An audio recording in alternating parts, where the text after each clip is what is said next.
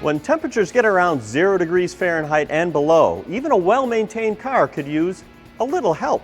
I'll show you some products that will ensure your car will start, may even save you some fuel, and prevent damaging wear as well.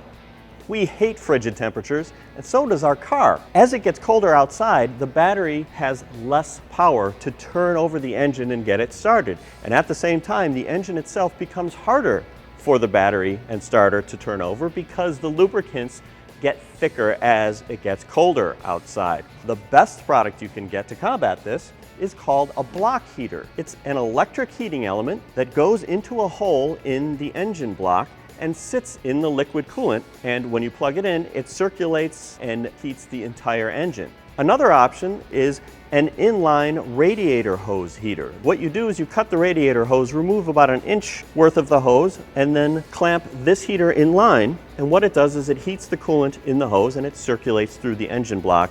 As I mentioned, a cold battery is a weak battery, and there is a solution for that too. It is a heated battery blanket. All you have to do is remove the clamp, wrap this around the battery and secure it, and when you plug it in, it will raise the temperature of the battery by 70 degrees. The goal with the installations is to keep the power cords away from hot parts and moving parts, keep them tied up, and route the plug either through the grill if you want, or close to the front of the hood. Once you plug it in, it takes only a few hours before everything's warm enough to start.